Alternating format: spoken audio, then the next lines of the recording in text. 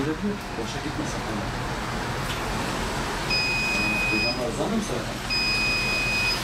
Ben Talasemi Dernek Başkanı Veysi Eskin. Ben de talasemi hastasıyım.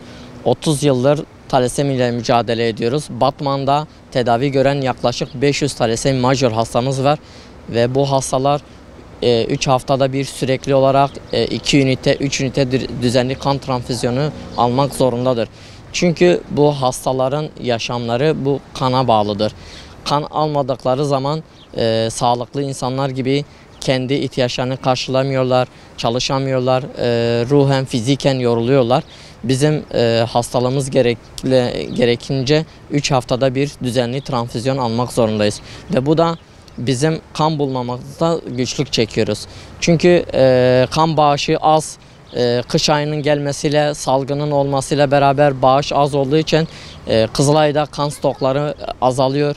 Bu da bizim kan bulmamızda etki ediyor. Hastalar geliyor, kan bulamıyor, geri gidiyor, günlerce bekliyor. Hastaların tedavileri aksıyor, gelişimleri aksıyor. Kan almadığımız zaman kalp yetmezliği, karaciğer yetmezliği gibi ekstra hastalıklar hastalarda oluşuyor ve bu onların yaşam kalitesini azaltıyor. Bizim buradan halkımıza, sivil toplum kuruluşlarına, özellikle kurum ve kuruluşların çalışanlarına duyurumuz talasemi hastaları için, onların yaşam mücadelelerine seferber olmaları için kan bağışına davet ediyoruz. Başlattığımız kan bağışı kampanyasına bekliyoruz. Cumartesi günü saat 1 ile 5 arası Endüstri Meslek Lisesi'nin önünde bütün halkımızı talasemi hastalarına kan bağışı kampanyasına davet ediyoruz.